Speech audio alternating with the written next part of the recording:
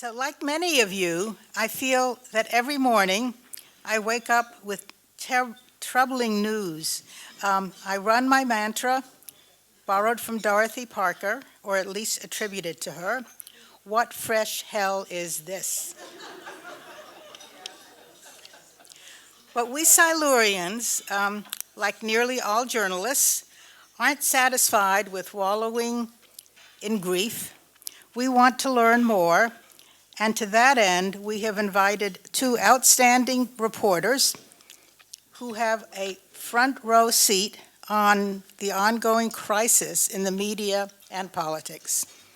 We're fortunate to have with us Brian Stelter, right there, the chief media analyst for CNN and lead author of the daily Reliable Sources newsletter. And we are equally delighted to welcome Brian's former colleague at CNN, Oliver Darcy. His new independent newsletter, Status, has been called a must-read by the Wall Street Journal. Our moderator is Carol Lawson, a board member and a reporter and editor at the New York Times for 23 years. One of our panelists, Sue Chan, the new executive editor of the Columbia Journalism Review, had to bow out because of a last-minute conflict. So, Carol, over to you, and to Brian and Oliver. Thank you, Eileen. Hi, everybody. Welcome, and welcome to our panel. Thank you very much for being here today. I'd like to begin with a very scary thought. We have an American president who hates the free press and is doing everything he can to destroy it. The press, as we know, faces many challenges today, both functional and financial. But the biggest issue is by far Donald Trump. To frame the discussion today, I'd like to briefly recap some of the things that have been happening. And you already know a lot of them.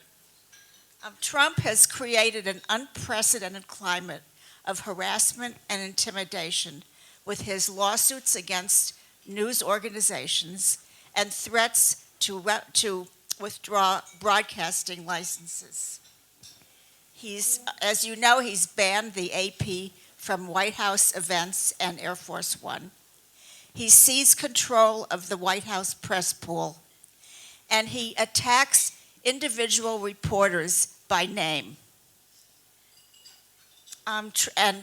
Besides that, Trump's FCC is investigating just about everybody: NBC, ABC, CBS, PBS, NPR. And just this weekend, he shut down the Voice of America. So how is the press dealing with all of this? Well, the record is not great. Disney and ABC paid him $15 million to settle his lawsuit, a defamation suit. He sued because George Stephanopoulos said that Trump was convicted of rape, when in fact, he was only convicted of sexual assault. Meta paid him $25 million to settle a lawsuit in which he claimed his free speech rights were violated. And still pending is Trump's $20 billion lawsuit against Paramount and CBS over the editing of the Kamala Harris interview. Fortunately, the AP is fighting back with its own lawsuit to reverse Trump's ban on its reporters at the White House. And in the midst of all this, Jeff Bezos has seized control of the opinion pages at the Washington Post to make them friendlier to Donald Trump. Who knows how this is going to affect the news coverage? And on top of that, we have two Supreme Court justices, Thomas and Gorsuch, who have talked about weakening or even overturning Sullivan, or the New York Times versus Sullivan. That is the 1964 precedent that established protection for the press in libel suits. But wait, there's more, as they say, as they say in the infomercials. Trump has a new weapon. He has an alternative press operation inside the White House. He has a rapid response team that is spewing his lies nonstop on social media to websites that reach millions of his supporters all day. So the picture is really grim. And on that happy note, I'd like to turn to our panelists and ask you two, how do you see this moment of Trump and the press, and what worries you the most? I think Oliver should go first because he's going to be even more of a downer, and then I will lighten things up, Oliver. Well, I think it's horrible. And I see it as extremely alarming because not only is the press under sustained assault from the White House and the federal government and the Republican Party and a lot of other forces out there, but the business models that have been underpinning the press are also just collapsing. And so at the time that you would want the press to be at its strongest, it's really at its weakest, whether it's cable news with TV cutting, whether it's newspapers. You're seeing obviously the Washington Post and the Los Angeles Times struggle immensely. The digital ad environment for digital publishers is horrendous, and it's really creating a lot of problems. And I think it's also giving way to a lot of weakness. And so when you think about why the press is doing, I think, or behaving in a certain way, you have to think about they're not really coming from a position of strength anymore. It's really, they're struggling just to survive. They're laying off people, they're slashing costs anywhere they can, and Donald Trump is making it much more complex, especially, you think about the television networks and what they're trying to do, what their parent companies are trying to do right now because of their business models being in significant jeopardy. And so they want to get bigger, right? They want to do mergers and acquisitions, and if you're in that space, you're kind of beholden to the federal government. And so it might be kind of annoying if you have this lawsuit, like Sherry Redstone, that's a good example, right? It's bigger than CBS News. Paramount was in trouble. They needed to merge with Skydance to survive, to have a shot at surviving in this new media environment. And there's this annoying 60 Minutes lawsuit. And, she's looking at it probably from the angle of like, I don't want to settle this thing, or I don't want to have this one thing jeopardize this big deal that's going to potentially, make it much more confusing to merge. She wants to settle. And so I think when you start looking at it from that perspective, the business model's crumbling, you kind of understand a little more about what's actually happening behind the scenes of these bigger companies. And I think it's very worrisome. Oliver and I worked together for years at CNN, and at times when we were both be in the office, pre-COVID, for example, we would fight back and forth, have conversations back and forth across the cubicles and hash these issues out in person. And now I feel like we only get to talk over text. So it's nice that we get to do this in person. And so to make it interesting, I will just try to disagree with what Oliver is saying, or at least muddy the waters, just for fun, just for the spirit of the afternoon. When I hear about a $20 billion lawsuit against CBS and Paramount, I think to myself, like, I'm going to sue My Little Pony because I want a pony, right? I mean, that is the same relevance as a $20 billion lawsuit against 60 Minutes, right? We all know the 60 Minutes lawsuit is frivolous. We know it's a bad joke. We know that most people are in on the joke and aware of the joke. And I think for all the talk of Paramount settling, which is worrisome, it's also notable they haven't settled yet. And it's also notable that every Sunday, 60 Minutes goes out there and swings its bat and hits a home run over the fence with a damning report about what the president's doing to the government. I think 4 or 5 weeks in a row, 60 Minutes has put on a masterclass in journalism, including most recently with a piece that brought people to tears about that concert that was halted because of DEI attacks. So I don't mean to deny the threats of the lawsuits. That threat is real, even though the lawsuit is BS. But I think we see CBS standing up anyway and doing real reporting and doing the job. It's not to say individual journalists are not intimidated. It's not to say managers aren't cowed. It's not to say that the climate is not hostile, because it is. But I do remember the weekend in February of 2017 when Trump first used the phrase enemy of the people. I remember how destabilizing that felt when the very first time. I mean, it was only a month earlier that he said fake news for the first time. He was still learning a new language, the language that we saw from Nazi Germany used to denigrate and demean the press. He was starting to learn the language he was going to use in his first term that he now used in the second term.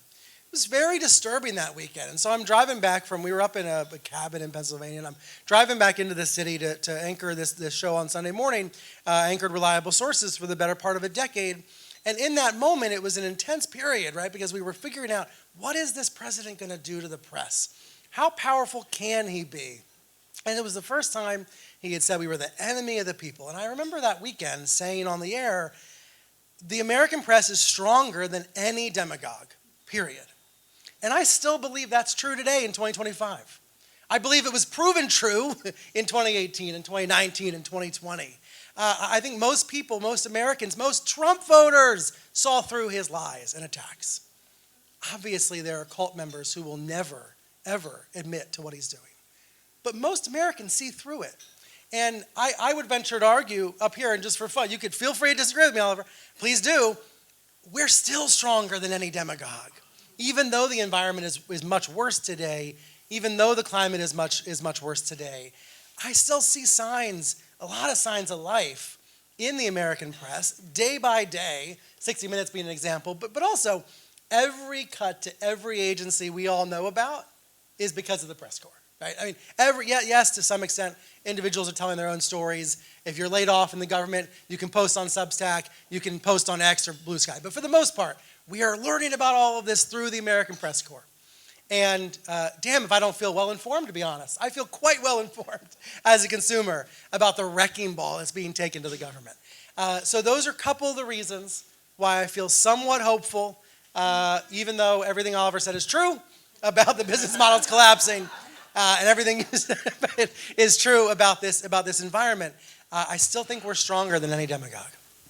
Well, Brian, I wish I shared your I know, optimism. I should leave before I get proven wrong. I think there's such a big chill in the air all over the media. Yeah. And I'd like to know, do you see evidence of self-censorship? And I was interested in CNN negotiating with Scott Jennings, supposedly a big contract. Is that in reaction to Trump and to be friendlier to Donald Trump? So that story about Scott Jennings was broken by Oliver. So Oliver, do you want to tell us about that briefly? Yeah, I mean, Scott Jennings, #1 pro-Trump voice on a- CNN. it's a very dishonest voice, someone who misinforms the audience on a regular basis, nightly basis, arguably, and hijacks panels with absurdities. And Sharing a point of view. Continue. I won't. Making it a more interesting show. Continue. I disagree, but anyway, he got a big pay raise this year, and it comes at a time when CNN's laying off journalists, and I think that part of that is because all these networks I understand what they're trying to do, right? They want to represent the entire country. They want everyone to feel like they're represented. The problem is that one party, to represent that party, requires lying and misinforming. And so you get into business with people who are paid basically to go on air and to say things that are not true, that are then corrected by the other people on the panel, and then it just becomes a food fight, and it's not good. But yeah, I think the reason Scott Jennings is there is because the network wants a pro-Trump voice, and it's not hard to do the math on why they want that pro-Trump voice there. And I think it's been very clear, since Warner Brother Discovery took over CNN, that the network has softened on its coverage to Donald Trump. I mean, there's no denying that when Jeff Zucker ran the network and AT&T owned it, that it was much more aggressive in the coverage of Donald Trump. And Warner Brother Discovery, again, these people want to do deals. David Zaslav, the chief of Warner Brother Discovery, openly talked last year about, I don't really care who wins president as long as we can make deals, right? And I think that's coming back to bite them, actually, because Donald Trump's not really giving way to a huge, positive business environment, and you have his FCC chair doing crazy things. The tech giants are now like, the FTC is going to still go after Meta. So I don't know if it's really rewarding them, but that's what they want to do. And if if putting Scott Jennings on the panel to kind of appease some Republicans does a little bit, I think that's why he's there. I mean, I really do. I don't really see any journalistic purpose for him. I think the journalistic purpose is to represent what is happening in the country. And that, yes, there is no shared reality. And yes, we're broken in all these ways. Let's show how we're broken. Do you think I've gone soft? I think at times you can be a little tougher on Okay. people. I think at times everyone can be a little tougher. You know, I watch the news. Do you think there's a point at which being tougher backfires? I don't know. I mean, look, Liz, I used to have hair, right? And my hair was on fire for so many years. I'm not sure setting my hair on fire necessarily helped. I don't know. I think, Just playing it out for fun. I think it's very complicated, obviously. But my view is the press should tell the truth, should do it without fear or favor. And if that alienates audiences, I mean, that's you know, it's impossible to capture the entire country, I think, at this point. Right, you also win over audiences by doing so. so. This is the problem, is like the right hates CNN, they hate the New York Times, they want these places not only to burn down, but they want to like then afterward like ship the ashes to outer space. They hate it, they would celebrate that. And so you're not going to win those people over. You're just not. It's not going to happen. It's an old school model where you can have everyone in the shared reality. Donald Trump has ruptured the notion of shared reality. And so I don't really understand the journalistic reason to muffle the news to try to appease people that you're never going to win over. Thank you. I don't want to debate. In fact, it actually alienates the audience, that the reality dwellers who look at the news and feel frustrated that, you know, when we are watching an inauguration where there are all these right-wing extremists and none of them are described like that. You know, you look at what Kash Patel and Dan Bongino, like, why is no one calling these guys extremists? It's crazy. Like, these guys are, like, watch Dan Bongino's show and tell me that's not an extremist. He has said so much. Like, there's a long list of things that are very publicly Googleable. Is that a word? Findable. Then we should tell people that list. He gets called like a conservative commentator. Like, okay, like he's not a conservative commentator. Like, you know, I mean, arguably like Bill O'Reilly was a conservative commentator back in the day, but like Dan Bongino is much more sinister. He's doing a lot. He's advocating for a lot of dangerous things, and they're disfiguring the FBI. And news organizations can't apparently muscle the strength to just call these people what they are. And I think it's insane. I think it comes back to they just do not want to provoke this administration for a bunch of reasons. And a lot of it has to do with their corporate owners, whether they're the billionaires like Jeff Bezos, or whether they're, you know, the companies like Paramount who are trying to complete complex transactions. And yet the Washington Post is crushing it, right? Breaking story after story about Trump. This is where I want to distinguish between the individual and the institution. Because you asked me about CNN and whether I felt any sense of change. So I was, happily fired in 2022, took a garden leave, raised my kids. Oliver was running the newsletter. I was just happily being a reader. Then he goes and quits on them, and they call me and they bring me back. So I've been back at CNN about 6 months. And, in a kind of second life, trying to do things a little differently now, trying to have work-life balance. But here's what I found covering Trump so far as on the media beat.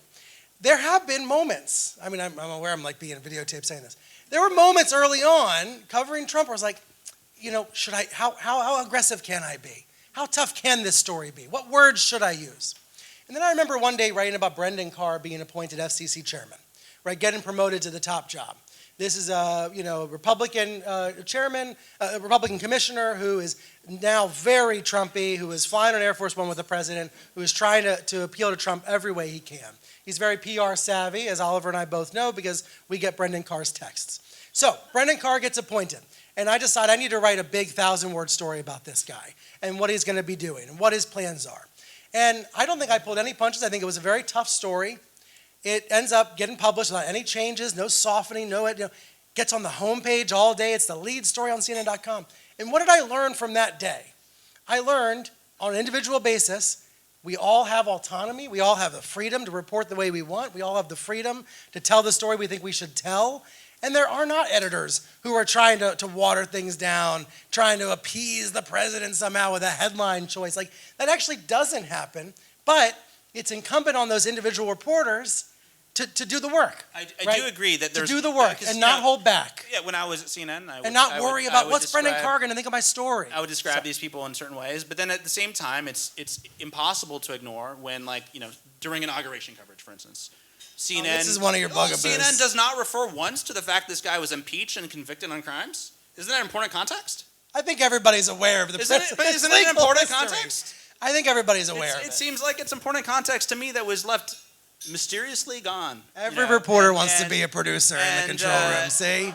No, but I take your point. I think the old CNN would have very much pointed that out. I think they would have had banners that said, like, twice impeached, convicted, criminal, whatever, sentenced to the Oval Office. I think that when you have the rotunda stuffed again, I know it's annoying to say, but with extremists like Marjorie Taylor Greene and Kash Patel and all these others out there, I think that deserved to be called attention to. And when you have the tech titans basically bowing before Donald Trump, I think that you need someone to narrate that story in a compelling way, in an honest way. And I just don't see it anymore. And it's not, I don't mean to pick on CNN, I don't see it really from anyone in the mainstream press. And I think that, yes, there are some very good stories. I mean, I think the Washington Post has done some excellent work on Doge and Elon Musk, and other outlets have done the same. I actually think that the New York Times has actually probably been the strongest in this, maybe because it's not owned by a corporate entity. But by and large, you don't see that coverage, and it's very baffling to me. And it's not baffling to me. I know why it's not there, but it's very notable that it's not there. And I think we're all news junkies in this room, but I think about maybe some of my friends and family who don't have cable news on all day, who don't read the New York Times every day, who might tune in for one big moment, like inauguration, and they need that context. And when it's not given to them, they think, oh, that's the new FBI director. Just everything's normal, and Donald Trump's going to cut some taxes, and he says some crazy things, but that's just Donald. And I think that is the impression a lot of people have of Donald Trump. And part of it is because the press is not doing a good job articulating the disturbing people he's surrounding himself with and the disturbing actions he's taken in a very compelling way. I'd like to ask you, do you think the press should cover Trump in a different way? Trump creates such a blizzard of, quote, news, nonstop, all day, what you call, Brian, 24/7 bluster. Yeah. It's not bluster. The stunt of turning the White House lawn into a Tesla showroom, for instance, got so much coverage. Why is the press doing that? Should they ignore certain things that go on with him? Jelani Cobb, the dean of the journalism school at Columbia, has even suggested that the press not report on Trump in locations where he's banned other reporters. Should the press take any kind of action like that? I'm leaving that to you. I just went on a whole rant. I think the past few weeks have proven we're not going to see collective action from the press corps unless things go considerably downhill from where they are right now. Look, what's happened to the AP is awful. Everybody in the press corps knows it. Journalists are trying to navigate it, right, as is the AP. I love how the AP has flown in its reporters from other countries to embed with the other world leaders. So when Trump has Keir Starmer at the White House, the AP is still there thanks to the British press corps. The AP is finding ways to do the work. And I think that's worth recognizing. And that goes back to my original point. We are stronger than this. We will find paths forward, even though the AP situation shouldn't be happening in the first place. But I think we've seen we're not going to see collective action necessarily. Because after all, the White House Correspondents Association is a bunch of competitors. I mean, they are a bunch of rivals, as well as, even though there are some elements where they're working together. Yeah, I agree. And I also think that when you look at the White House Correspondents Association, it's kind of like a bunch of countries. Yeah. And the superpowers are the TV networks. Right. And they're not going to stop. I mean, it's just not going to happen. I mean, I don't know if it should or not, but it's just, none of these networks are going to take their cameras out of the White House. They view this as a He's necessity. the most important person in the world. And so, I think if there was an assault actually on one of the networks, that might actually provoke some more strong action, maybe some more collective action from the White House press. But outside that, I don't think, frankly, the Huffington Post, is not going to Yeah. It's not going to prompt a huge action. I think this broader question about, should Trump be ignored at some points? Should we ignore distractions? I think all of it is based on a premise that no longer is real. This premise that the mainstream press corps matters enough to decide whether you're going to hear about what Trump is doing. I think we have to be really honest with ourselves that half of the country has opted out of the American mainstream media and has opted into a different form of information. You can see it in this new NBC poll over the weekend. 47% of Americans, pretty much exact same number that support Trump, say the media is too tough on him. The other 53% of Americans are split right down the middle. Half of the anti-Trump group think the press is too easy on Trump. The other half think we're getting it right. Now that's really interesting, right? That's a market opportunity because you've got 25% of Americans who want more of what Oliver's describing, and you've got 25% of Americans who think it's okay right now as is. And, as for that other half, right, as for that pro-Trump half, they are super served by Fox News and OAN and Breitbart and Daily Wire and all the rest. And there's no influencing what happens in that bubble, is there, Oliver? You used to work for Glenn Beck's The Blaze. Yeah. That is an alternative reality. And the notion that by CNN or ABC spending less time talking about his Tesla promotion, I just don't think that matters anymore. Yeah, I don't know. It's very true. When you're in the thick of it too, I think it's very challenging to figure out what to cover because it's like a blizzard, right? I do think that the Tesla thing was a good example of something that probably didn't need as much coverage. And I'm, again, much more interested in what Dan Bongino is doing with the FBI than like the Tesla showroom on the White House lawn, as reprehensible as that was. And I do think sometimes the press can get distracted. But I think Brian's right in that, like, what's airing on cable news, it's a very tiny audience. And ultimately... or even what the AP is sending out, even what Reuters is sending out. I just think we should be honest about the reality that there's 20, 30, 40 million people maybe in this country that are news junkies. Like maybe if we're lucky, there's that many people who really care. The rest of people are just soaking in information like a sponge. Look at the David Shore interview with Ezra Klein yesterday, talking about people who care about the news swung much more toward Democrats last year. People who don't care about the news swung much more toward Trump. One of the most interesting challenges for American media in the next 3.5 years, is there any way to reach the people who don't care? Is there anything that will make them care? I think those are interesting questions. And whether Scott Jennings is the answer or not, we should look for answers. Not the answer. I know you're going to say it's not. We should look for answers. Like we should figure out, there've got to be ways. I think it comes back, though, I shouldn't have said to Scott. describing what's happening in clear-eyed terms so it permeates through the conversation. When you have a bland newscast or a bland story, it doesn't really resonate with many people. It just doesn't. And I think if some of the work that does resonate, that does go viral, or when you see disturbing actions painted in very vivid terms. Yeah. And I think the problem you're describing of people was kind of what I was saying is if my family's not watching CNN all day, but they tune in for the big night, whether it's inauguration or the State of the Union or whatever it is that gets a big audience, and they don't see things described in clear ways, they walk away thinking, oh yeah, it seems fine, right? And I think that's part of the problem. But it's part of the problem, too, that the press gets so distracted by Trump's total need for attention all the time that the press can't distinguish between what it should really be doing, or some reporters should be doing, and what's not worth giving attention to. I think, I don't know, I think the press does a pretty good job at, if you go to the homepages, generally speaking, or you get the paper, I think they do a pretty good job of triaging the chaos. It's just there's a lot of chaos. Well, Mark Thompson has CNN, and he has said repeatedly, to all hands meetings and town halls, we decide what we believe is the news, right? Donald Trump doesn't decide what is news for us. We decide what is news for us. And I think that's a guiding principle that should, and I think for the most part is, applied across the board. If you look at I'm going to date myself, but, I worked at the New York Times almost 2 decades ago. I'll never forget the first time I was in print on the front page. When you look at that, lead story in the print front page, most of the time, that is not what Donald Trump wants to be the lead that day, right? It is not whatever event he held that day. I mean, I would say probably 9 times out of 10. What can the press do to protect itself in the litigious climate of Donald Trump? Now, we know that lawsuits are easy to file, especially in civil court. They're very expensive to defend against, and they can even bankrupt small news outlets.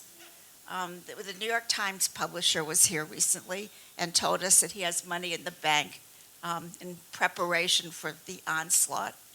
But what can someone like you do, Oliver? Well, we have defamation insurance, so that's a good start. But I do agree that it is a. But 10 years ago, It is. a blogger wouldn't have had that's defamation true. insurance. That's That's a true. change for you. And I do think it has put a major chill in the air and made it much more difficult for an independent press to certainly operate.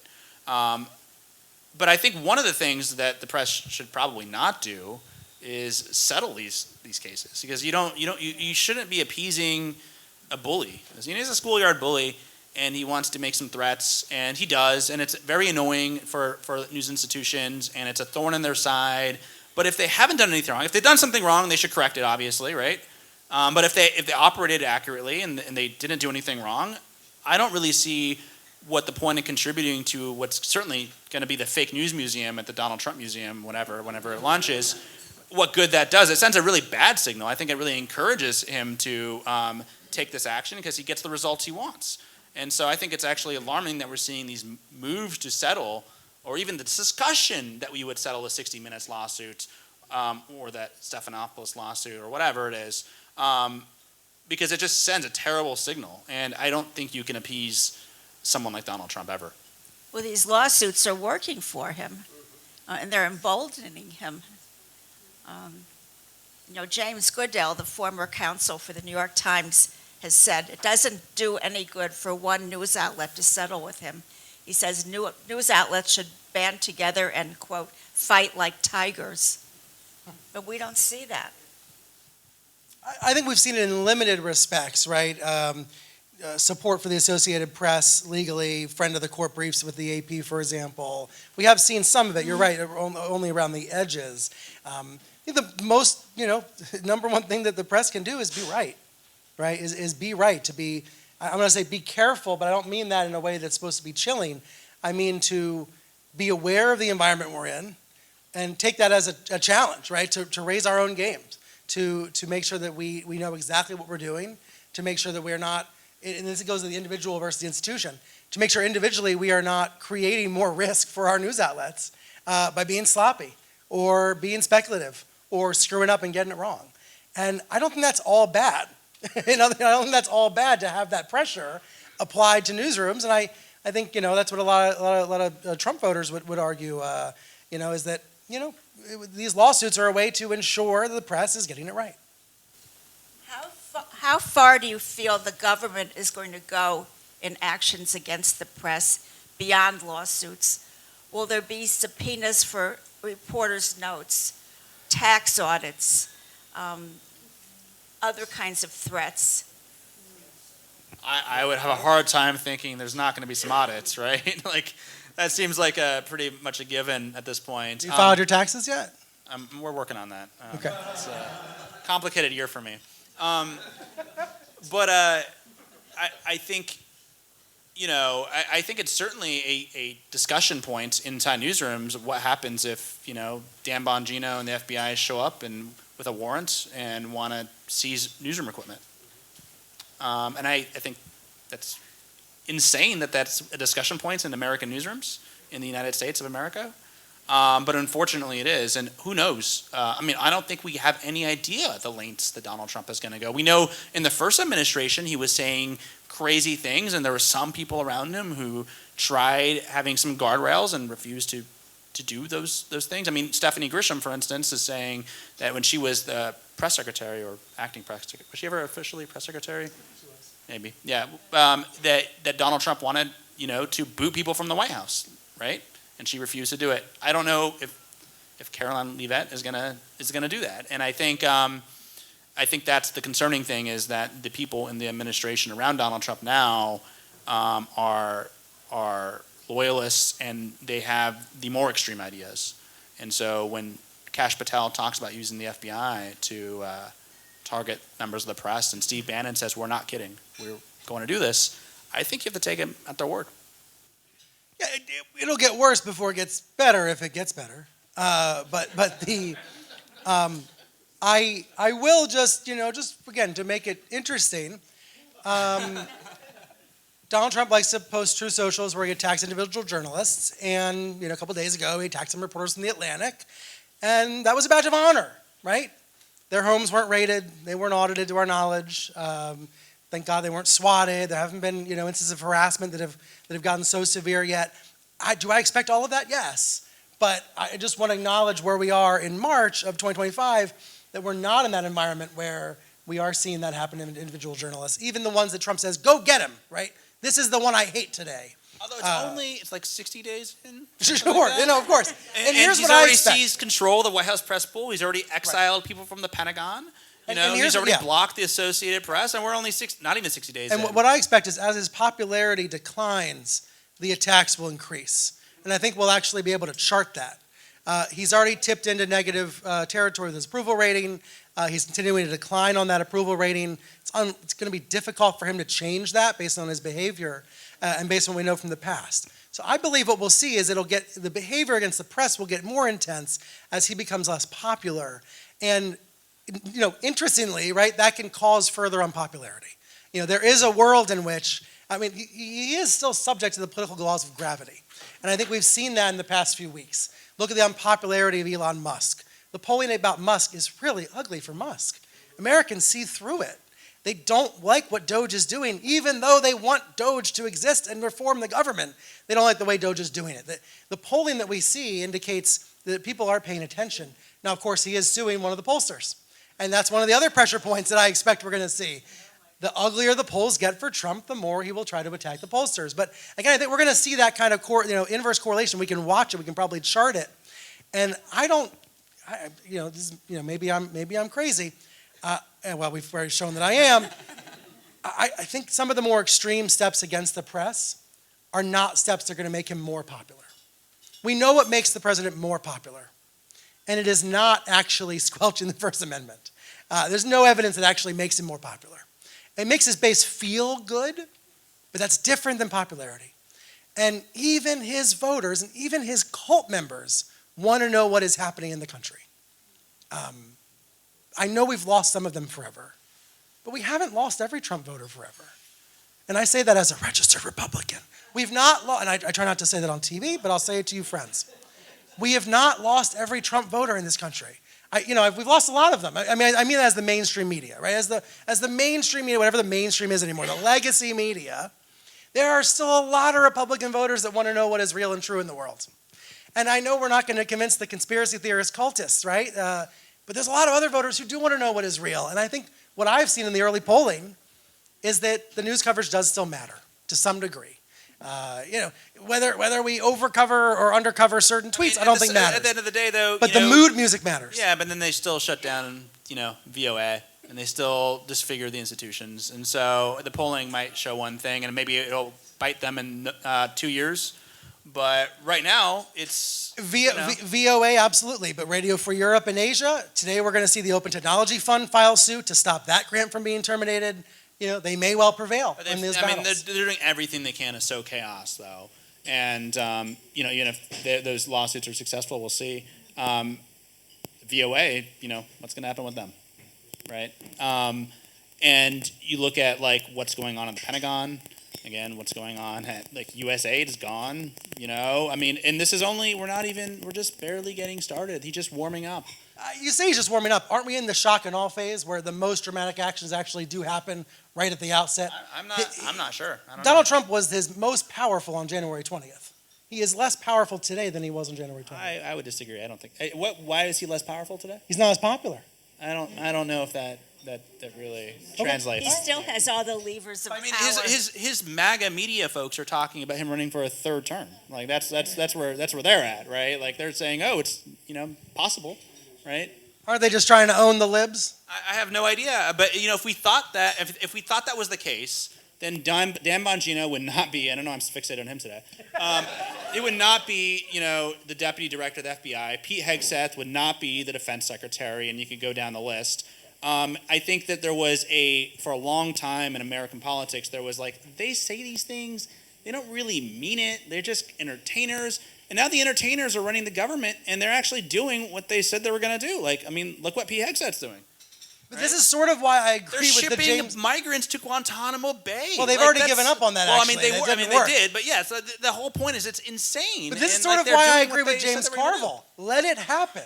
Let the public see the damage. I just and think the press is documenting it. Yeah, and then the press will. I just think that a lot of people's lives are being upended. You think about the migrants who are scared to leave their homes. That's a real problem in a lot of communities right now, where they're terrified to leave their homes. And so it's easy, I think, particularly in a Manhattan bubble, where it's almost like you're in another country, right? Like you're in Manhattan. It's easy for us to say, oh, it's just these are having real life effects for a lot of people. Think about if you're a VOA journalist today. There's a lot of people, if you're working at USAID, if you're working in the federal government, Elon Musk emails you on Friday night and says, send me 5 things you did this week, and you don't know if you're going to get fired.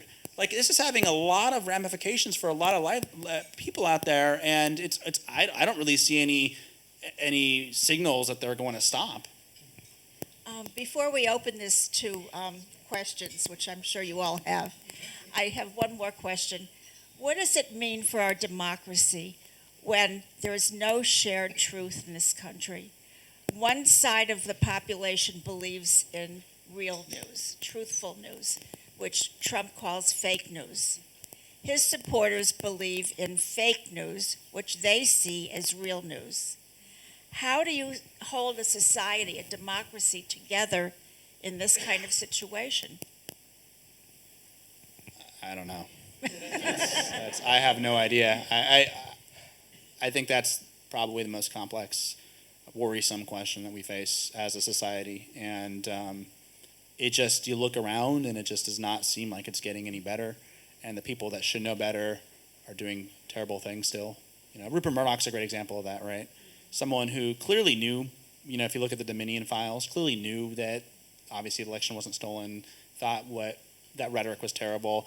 Not a fan of Trump, probably, right? We know that him and his son trashed Trump and in private, and they still put their propagandists on air, and they still denigrate U.S. institutions through Fox News, and so I don't know. I think that's the shared reality being ruptured is a enormous problem for the country, I think, moving forward. And I don't think actually newscasts and newspapers talk enough about the information ecosystem. Right. I think this has been one of my things for a long time. It's like you never turn on David Muir or Lester Holt or any of those guys or, down the line and hear a discussion about the propaganda that's being disseminated in the U.S. And it's like the press just wants to ignore this very uncomfortable elephant in the room. And that's a problem too. I agree with Oliver on that. I used to think, well, no matter how bleak it gets with this breakup of reality, at least when it comes to severe weather, an emergency, a natural disaster, when it matters to people personally, they will believe what's in front of their eyes. But then the hurricane hit, and Western North Carolina was inundated, and all those lies started spreading about FEMA, and all those lies started spreading about the hurricane, and about cloud seeding, and all this BS. And I had to give up on my old line about how, well, at least when the weather hits, at least we all agree. No, it is still true that people trust, by and large, their local meteorologist. And when that weatherman on TV tells you there's a tornado warning, most people do take shelter, which, of course, relates to the cuts to the government that are happening right now. Local meteorologists are figures who have trust, and ultimately building back a sense of trust wherever and however we can, I think, is the answer. It's not going to happen necessarily at the national level. It's probably going to happen much more locally. And I think it's going to happen with new, younger generations of leaders who are proficient using TikTok and other platforms to communicate in ways that I don't necessarily feel like I can do even at my tender-old age of 39 or 38, or I don't even remember anymore. But the point is, there are people who know, people who are building trust every day by holding their phones up to their faces and talking and generating audiences of millions. Now, Oliver and I were talking before we stood up here about how we wish that legacy established news outlets were doing more on that front, creating more of that content and not ceding the territory to the startups and to 20-somethings in college. But that energy is out there, right? And they are building trust. They're building relationships. Through those relationships, I think you gain trust. And through trust, I think you help bolster democracy. But I do think most of the answer is about the local level, where people do engage most personally with what's going on in their communities. Because yes, people can still deny reality to their neighbors' faces, but it's harder to do that. It is harder to do it. I don't when know. it's your I mean, neighbor. it happens, though. It does happens. happen quite a bit. It's It happens. very It's just difficult to have harder. conversations with some people these days because they are just, you can't convince them. So, I don't know what you do in that case. But if you start with the word Trump, it's not going to work. If you can have a different entry point, you have a better chance, maybe? Maybe, I don't know. Okay. I think it's very hard right now. Strangely, there were no questions. Here's a person who knows something about news. All right, let's shift the subject to Vance. I don't want to use Trump's name anymore. I'm teasing. So we're in a very divided period in our country's history, but we've been through cycles like this in the past. Do either of you have any thoughts about what happened in the 1920s or 30s, or the things that we can learn about and take lessons from that will help bring this country back together? I want to hear your answer, Arthur. No way. Come on. Give us an example of what you mean. Give us an example. Well, an example of the country splitting apart. And coming back together, maybe. Well, Give us. but sometimes it's hard, like the Civil War. But sometimes it's easier, McCarthyism. But I want to hear your answers. You're the guys up there. Brian, I'll take this. No, you start on. I guess it's possible. I don't know. I don't know. I'm not a historian, so I'm not going to pretend to be one. I think what worries me, though, right now in this moment is that the way that information is distributed is a lot different than in the past, and the algorithmic nature is something very new. It's a new phenomenon, and it shows no signs of slowing down. And so I think it's easier to come together after, like, let's say the Civil War, if we have some shared reality or sense of shared reality. Even if there are disagreeing viewpoints, it's not algorithmically distributed in the way that reaches people, millions of people. I mean, there's some accountability there. It just feels like we've just lost that plot. The train is totally off the tracks, and it's not even close. You can't even see the tracks anymore, right? And so that's what worries me. I don't know. Maybe there's a way. Maybe in 30 years, we all do have a shared reality again. I just have a hard time seeing that. I don't know. I think the base problem, the foundational problem we have, is that we all know too much about each other now. Like we all see too much of the people we think are our opponents, and we see this in polling as well, where folks who have concerns about transgender Americans think that there are a whole lot more transgender Americans living in their neighborhoods than there actually are. For just one example, people have imagined their perceived opponent to be 10 feet tall, while they believe they're as tiny as a bug. And they have all this information, 24/7 access to each other, right? We know too much about each other. And it wasn't this way 20 or 30 years ago when we didn't have these algorithms and we didn't have these phones. I suppose that leads me to the question of what breaks the phone problem? And I don't know if there is an answer to that. Or whatever the next thing is we're addicted to instead.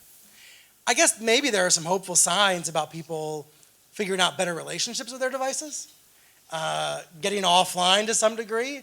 You read about these tech CEOs don't let their kids have phones or social media, and it makes you wonder about what direction we might be heading in more broadly. You look at efforts to keep cell phones out of schools, and that makes me feel hopeful, given that I have a 5 and a 7-year-old, and I don't want to have to fight that battle alone. I'd rather have it be a public agreement that they don't have phones. Maybe new norms along those lines will go ways toward addressing some of these issues. We have a question over here, and I just want to remind people that please state your name before questioning. And the first question came from somebody named Sulzberger. I think his name is Sulzberger. This is Clyde Haberman. Oh, thank you. The New York Times v. Sullivan case, how imperiled is your sense, given the makeup of the present Supreme Court, how imperiled is that decision? I guess I'll go first. I'm not a lawyer, but I think if you talk to lawyers, they would say it's very worrisome right now, right? There's certainly an eagerness amongst a lot of people, particularly on the right, to challenge the decision. And there's certainly an eagerness by some of the justices to revisit the decision. But I don't think we see 5 votes. Do we see 5 votes? I don't know. I'm not a lawyer. Do we see 5 votes, Clyde? Possibly? I mean, the perfect case hasn't come along yet, right? The ideal case from the view of the right But it will. hasn't hit the docket. Right, maybe it will. They're working on cases that are moving up the courts. People far smarter than us have said there's a decent chance of it either being outright overturned or at least watered down. And I think, I would defer to them. Back here, way back here. Hello. Hi, Howard Crook. The one word I haven't heard all night, and I'm surprised because this is a gathering of journalists. I put in more than 40 years myself, and that the word is shame. Trump created MAGAville by showing them it's okay to be racist, to speak down about anybody without any shame at all. And I think that's what's missing right now, is to shame the bastards and put that light of shame on them until they shrivel up and get off the goddamn stage. Well, this gets to what I was saying about that NBC poll about views of the American media, that about 25% of Americans say the coverage of Trump is not tough enough. I think we can extrapolate that to some of what you're saying about the MAGA movement, that there's a big base of liberals in the country that want sharper, more aggressive scrutiny and coverage. And to me, I see that as a massive market opportunity.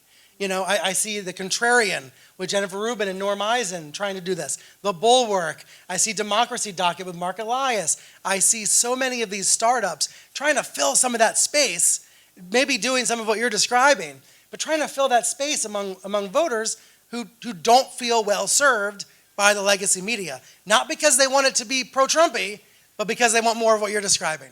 So I hear what you're saying, and I think it's a market opportunity. And some people are trying to seize it. We've already seen, for example, on the podcast charts, Joe Rogan sometimes falling in second place. How do you say their name? Midas Touch? Midas Touch. These liberal podcasters sometimes beating Joe Rogan on the charts. I look at those data points and I say, there's a real market in this country for more of what you're describing. I also think, too, that with the rise of Fox News and MAGA media, that shame that you're talking about is actually their basked in praise.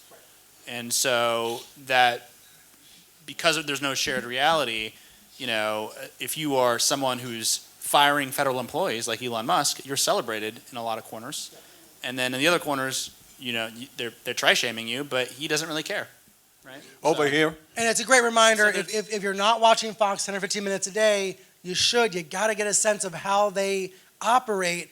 In some cases, I would say these days, tell me what you think, Oliver, they are trying to gently steer Trump away from his demons.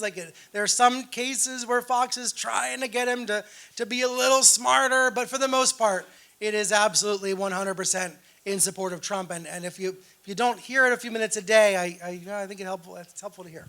Back here. Hi, everybody. Jerry Hester from CUNY's Newmark Graduate School of Journalism. I want to first thank you both for doing the best and most important work of your careers. It's really appreciated. I want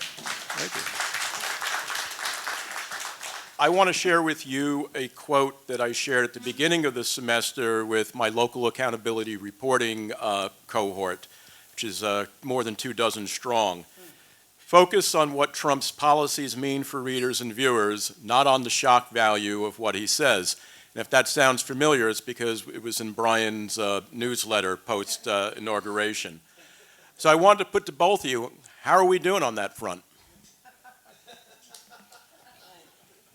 You go first, Brian. I think a heck of a lot better than we did in 2020. A heck of a lot better than we did in 2017. And look, I sometimes fell victim to this early on in Trump's first term, where I was, all wound up about the tweets. A lot of us were. The tweets were new and novel. Now, by 2020, by the time he attacked me in a tweet, nobody even cared anymore. It was like, come on, nobody even called me that Sunday. He called me some third-rate anchor, and I was waiting for the phone to light up. Nobody even cared, right? Because he overwhelmed. He was too much. People got numb to it. And I think to some extent that's still true. I don't think there's often an overreaction to his true social posts. A recent example would be his claim that he was overturning the Biden pardons, which he can't do. And for the most part, the media kind of just shrugged at that post. I would have liked to see a little bit more coverage of why he couldn't do it, a little bit more fact-checking. But for the most part, I think there was not an overreaction to those sorts of posts. And I am seeing a lot more focus on actions and impact as opposed to words. Are you? Yeah, I do think, though, in some cases, though, the press has sort of tried pretending everything is normal when it's not. I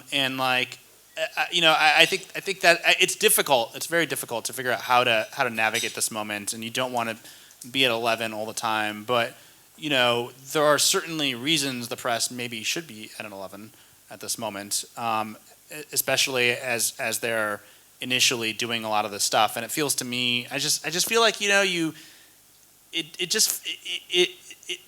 government is being radically reshaped, and it just to me doesn't feel like I'm getting that impression from just absorbing the news through osmosis, right? It doesn't feel, there's no special banners, there's no special coverage. Donald Trump is saying all sorts of things and acting on a lot of it.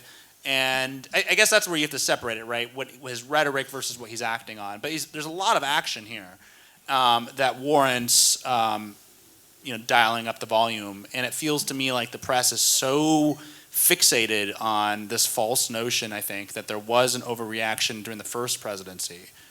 Which, I think there's, I'll just not to hijack this, but there was Oliver's absolved me of all my sins. Can you hear that? There's this revisionist history pushed really by the right that the press overreacted during COVID and that they overreacted and were just alarmists during the first administration. And if you go back to what he was doing in the first administration, there was definitely cause for significant alarm, whether it was one day firing the FBI director or, there's so much. And during COVID, there was a lot of a real reason for alarm. In fact, Tucker Carlson was the biggest alarmist at the beginning.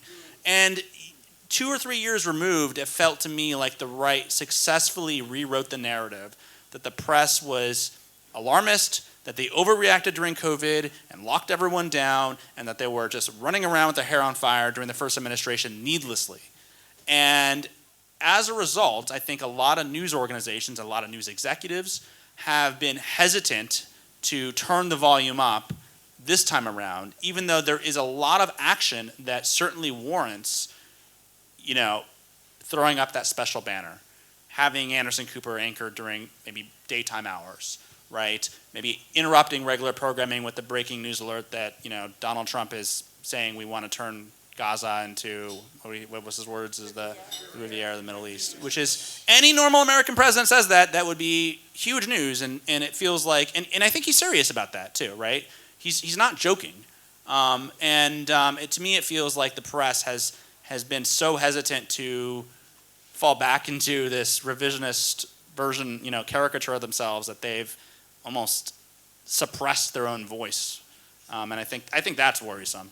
Here we go. Yeah. Hi, Leslie Wayne.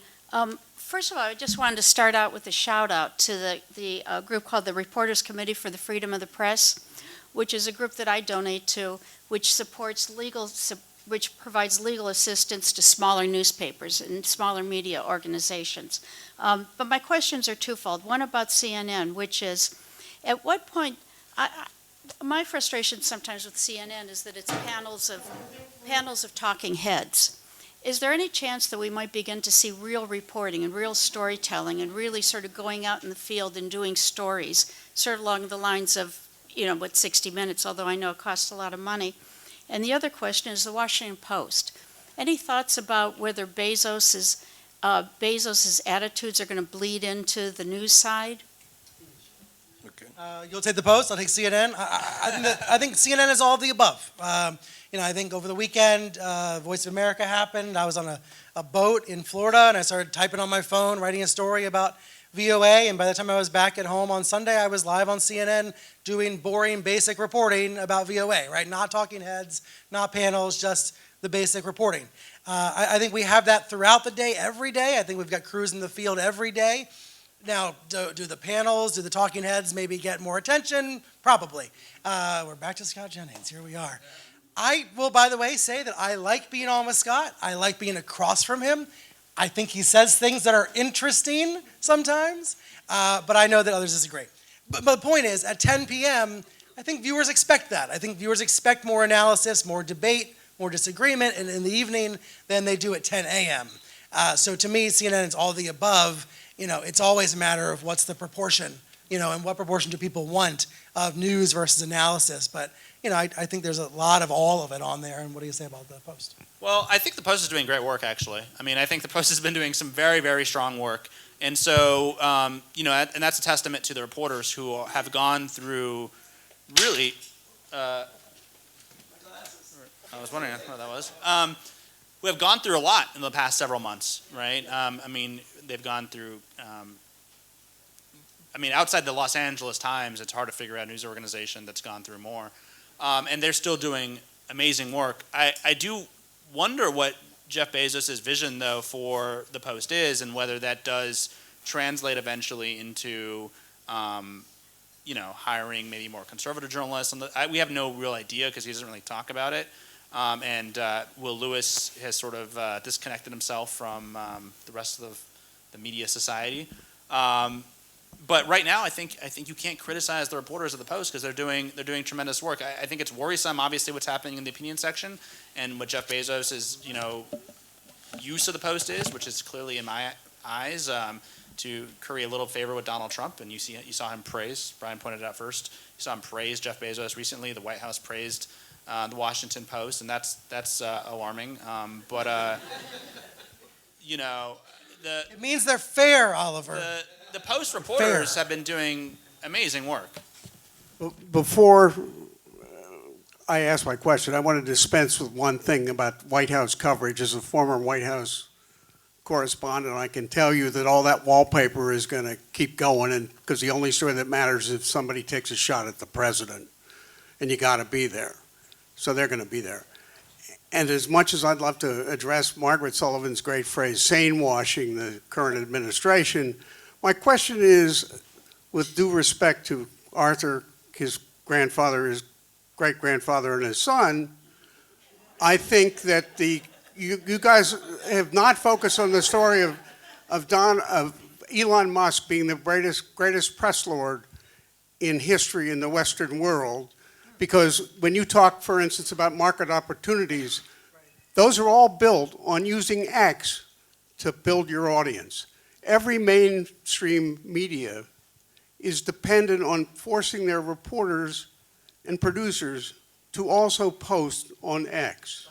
And if I were to look at the swing states, the $250 million Musk contributed on the record is practically irrelevant. The only thing that counted were the billions of lies and misimpressions that he spread on X.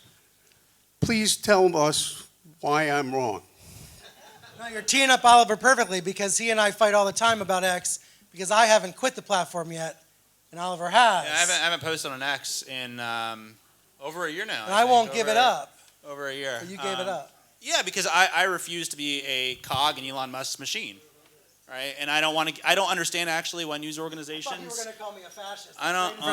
No. But you are giving Elon Musk a lot of free content, and you're lending him your credibility, and he has rigged the entire system against you. Look at your replies, and they're all they're verified now, and so all the trolls have higher ground than the people trying to do good work. And I don't actually understand why anyone would choose to be a punching bag for him and Musk. And so, I left. We all that have platform. our fetishes, but think, you know that I I think met NPR my wife was- on Twitter, so I can't Yeah, give and up Twitter's on dead. it. And Twitter's dead. It's not even called Twitter anymore. It's called X. And so why stay on that platform? I don't actually understand why CNN and New York Times and all of those outlets are still on there, just kind of giving Elon Musk free content, and free content not only that lends him credibility because they're on there, but also free content to just dunk on, because that's all they care about is just finding a tweet that you post and then attacking you for it, and then they get bigger, and you probably don't. I mean, really, because My audience is shrinking on X, and I don't Exactly. mind as I get blocked. But I think it's important to be on it because Musk is this press lord, because X is still uniquely powerful in this media landscape. I think the difference now is that we can also use Blue Sky and Threads and other Wait, but platforms. it's also become the seemingly official voice of the U.S. government. That's right. That's right. Well, And it still is the fastest way. When something happens, most likely the first post is going to be on X. It's still true. Yeah, I mean, I think there's a lot of other ways to absorb information. I think it's actually, as someone who used X or Twitter for a decade plus and refreshed it a million times a day, as you did, it takes a second to almost deprogram yourself from doing that when you leave. It's really weird. And then after like a month, you realize, I don't actually need that platform for information. You can get good information elsewhere. But I think one of the other things too I point out is I don't think there's been enough scrutiny on Elon Musk and or the people he does business with. When the NFL signs a deal with Elon Musk and the press does not ask any questions about how the NFL can be in business with a man like Elon Musk, I think that gives people a lot of license to just kind of turn a blind eye to his behavior. And I think the press has not applied any heat to him in a real way. And I think that's kind of made it, he's kind of just unchecked, And I don't disagree on the scrutiny of Musk, but I would just add there is a danger for liberals in this country if they walk away from these shared areas, these shared communities, if they don't hear what the right is saying, if they don't hear what moderates might be feeling. I do think there's a danger in 2026 and beyond I totally to agree. unilaterally disarm. But I think you can hear what they're saying and you don't have to participate in their playground. Unfortunately, our lease on the room is about to expire.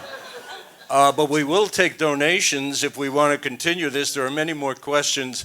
However, I don't have a hat to collect the donations, so I'm happy to see you, Brian, and you, Oliver, and of course, Carol. Can I just plug real quick, reliablesources.com for my newsletter, and what is yours? Status.news. No, status.news, yes. Status.news for Oliver's. I just want to say thank you so much to Brian and Oliver. We really appreciate this. And as Thomas Jefferson said, our liberty depends on the freedom of the press. I hope it continues. Thank you. Thank you. Thank you for hosting. Thank you all.